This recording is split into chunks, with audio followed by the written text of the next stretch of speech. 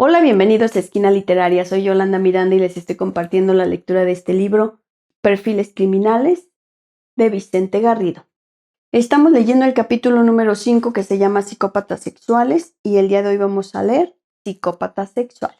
Sin duda, entre los agresores sexuales que presentan mayor riesgo de reincidencia general violenta y específicamente sexual, están los agresores con diagnóstico de psicopatía. No en balde los delincuentes sexuales psicópatas son los que tienen una mayor prevalencia en la comisión de agresiones sádicas, y entre los asesinos en serie los psicópatas sexuales constituyen una categoría privilegiada. En buena medida el pavor que producen tales sujetos contamina la percepción que tiene la gente del delincuente sexual. La mayoría de las personas que cometen delitos sexuales no son psicópatas, aunque estos son muy frecuentes en los violadores y asesinos múltiples de mujeres.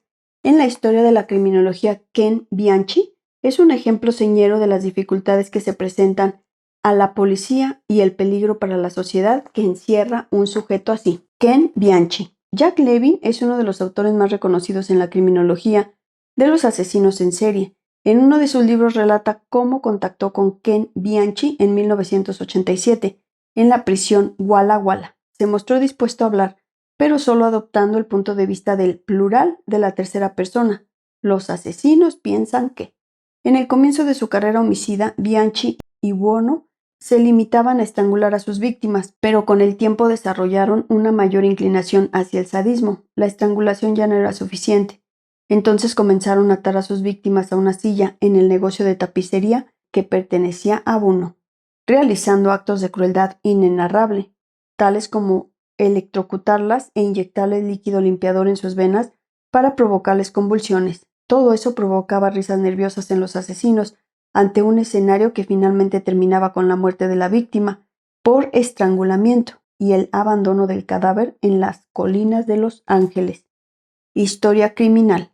Ken Bianchi asesinó junto a su primo Angelo Buono a 10 chicas y mujeres en el área de Los Ángeles. Posteriormente depositaban los cadáveres en las colinas de los alrededores, razón por la cual se conoció a ambos como los estranguladores de la colina. Pasado un tiempo, Bianchi dejó a Buono y se trasladó a la ciudad de Bellingham, en el estado de Washington, donde mató a 2 mujeres más. El comportamiento homicida de Bianchi era mucho menos cuidadoso que el de su primo. Cuando ambos actuaron en Los Ángeles la escena del crimen, la tienda de tapicería de Buono estaba virtualmente limpia de indicios. No había huellas dactilares ni sangre, ni ningún tipo de fibra que pudiera incriminarles. Sin embargo, Bianchi estaba lejos de ser tan meticuloso. Dejó pelo púbico en una alfombra de la casa de una de sus víctimas y en la suya propia. La policía halló ropa con manchas de sangre y semen, así como el número de teléfono de una de las mujeres a las que mató. Bianchi no resistió la presión y confesó los crímenes. Para evitar la pena de muerte hizo un trato con la fiscalía. Confesaría los asesinatos de Los Ángeles y testificaría contra su primo, Angelo Buono. Y así fue. Buono fue condenado a cadena perpetua y murió años más tarde de un ataque al corazón. Bianchi, en cambio, sigue bien vivo en la cárcel, de donde nunca saldrá. Importancia del control y la manipulación como instrumento. Los asesinos en serie nunca abandonan, manipulan a sus víctimas, manipulan al público, a la policía, al sistema penitenciario cuando son condenados e incluso logran manipular a los criminólogos, ha escrito Levin. Un caso particularmente relevante de esa gran capacidad de manipulación lo vemos en el famoso caso de Veronica Compton, una periodista freelance que se enamoró perdidamente de Bianchi y a la que el asesino le hizo una petición inusitada. Bianchi pondría semen suyo en un guante de goma. ¿Qué le pasaría en una de sus visitas?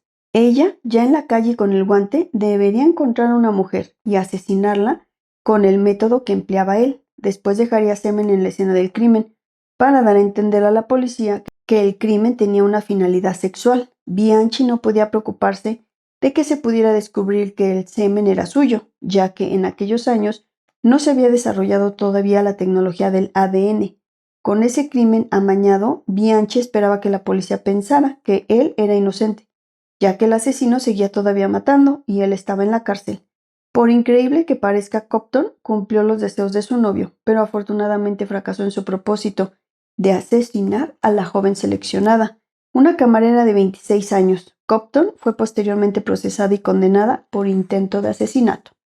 Con posterioridad, el mismo Bianchi protagonizó otro famoso episodio de manipulación del que fueron víctimas diferentes psiquiatras y psicólogos. En esta ocasión, Bianchi simuló tener el trastorno de personalidad múltiple. Sometido a hipnosis, este hábil asesino hizo emerger la personalidad de Steve, el cual supuestamente por la acción de la hipnosis dominó durante el tiempo de la exploración a la otra personalidad, el propio Bianchi, para asumir la responsabilidad de los crímenes. Bianchi dijo a los forenses que Steve es el nombre de un imaginario compañero de juegos que él desarrolló como un mecanismo de defensa psicológico cuando era niño para hacer más soportables los abusos que le infligía su madre. Más tarde, Steve quedó instalado de modo permanente dentro de la personalidad de Bianchi. Afortunadamente, un psiquiatra forense, el Dr. Orr, que trabajaba para la fiscalía, no creyó en la supuesta personalidad múltiple de Bianchi y preparó una trampa que, si resultaba efectiva, lo desenmascaría de inmediato.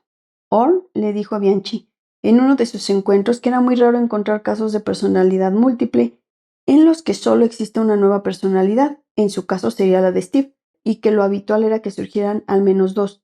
Bianchi mordió el anzuelo. En la siguiente sesión hipnótica apareció un nuevo invitado, la personalidad de Billy. Con el tiempo se supo de dónde había surgido en realidad la idea para crear la personalidad de Steve. Mientras vivía en Los Ángeles, Ken Bianchi había intentado abrir una consulta psicológica. Como lógicamente carecía de titulación, ideó un subterfugio para conseguir un título legítimo que él pudiera alterar para disponer del suyo propio. Así, puso un anuncio en la prensa pidiendo referencias de psicólogos que quisieran compartir un despacho para pasar consulta. Los solicitantes tenían que enviar copia de sus títulos y un currículum vitae. De entre todos, Bianchi eligió los documentos enviados por Thomas Stephen Walker y cambió el nombre de este por el suyo en el título.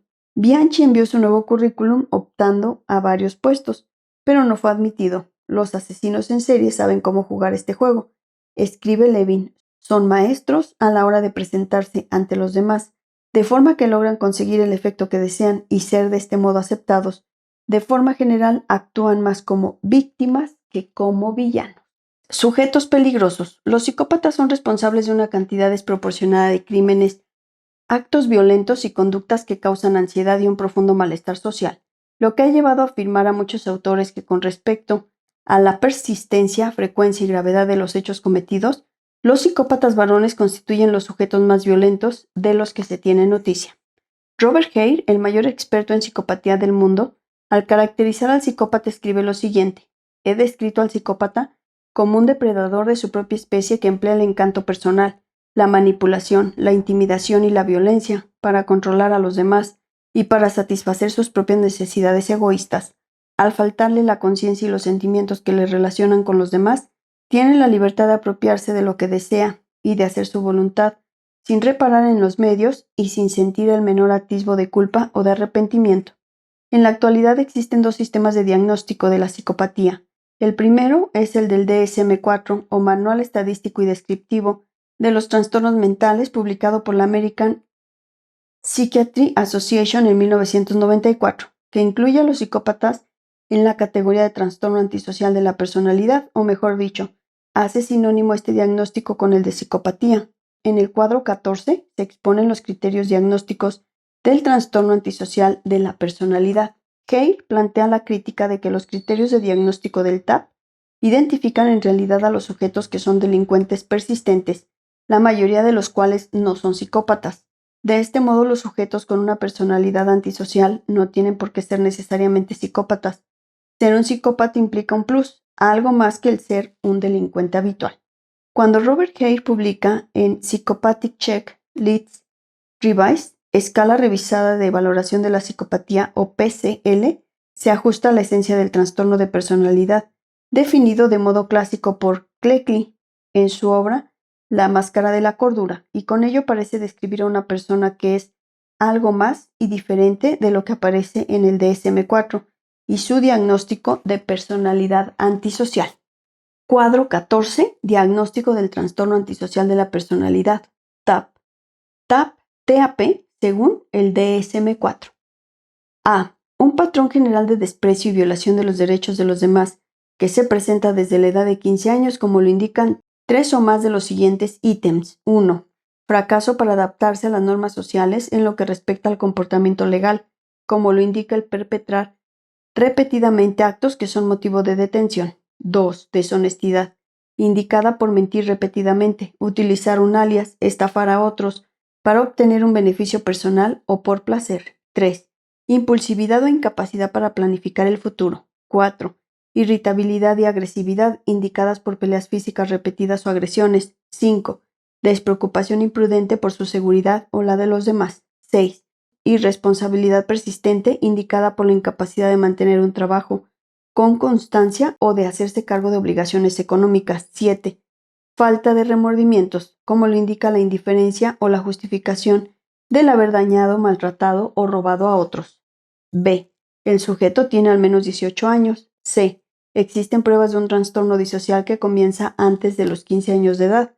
D. El comportamiento antisocial no aparece exclusivamente en el trastorno de una esquizofrenia o un episodio maníaco. La correlación entre la PCL-R y el TAP suele ser alta, pero la prevalencia del trastorno entre pacientes forenses empleando la PCL-R es mucho más baja que si se emplea el criterio del TAP, 15-30% versus 50-80% respectivamente.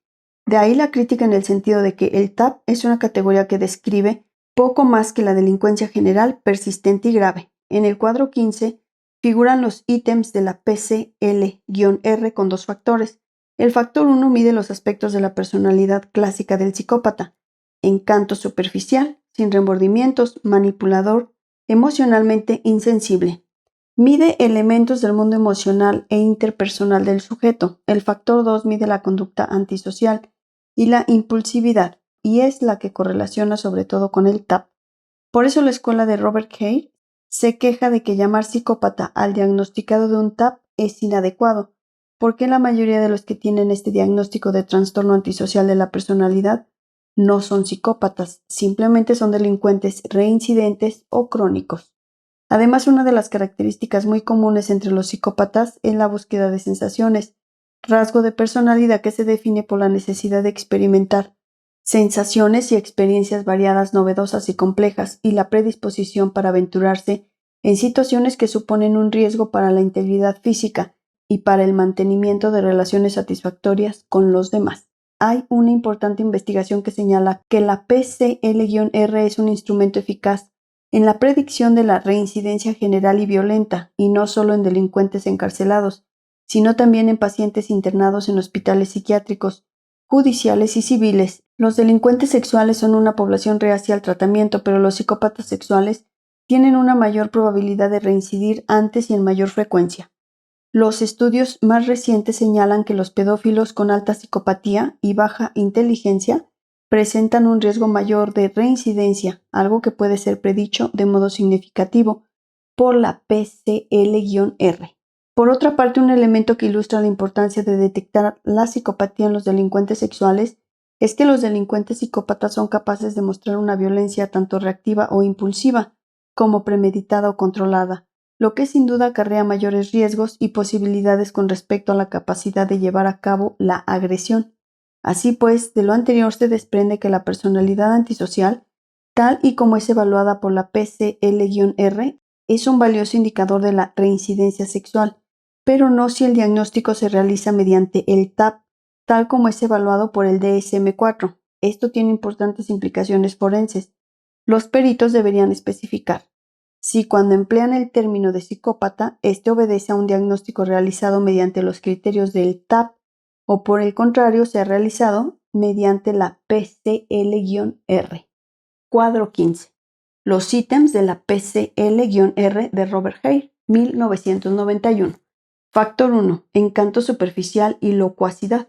Sentimiento de grandiosidad personal, mentira patológica, manipulación, falta de sentimientos de culpa y arrepentimiento, emociones superficiales, insensibilidad, falta de empatía, incapaz de reconocer la responsabilidad de sus actos.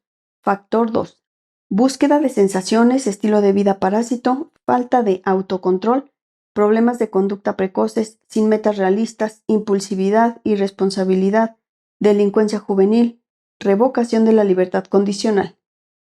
Espero que les haya gustado la lectura del día de hoy de este libro, Perfiles Criminales, de Vicente Garrido. En el próximo video terminaremos el capítulo número 5. Así que los espero. Muchas gracias por escuchar.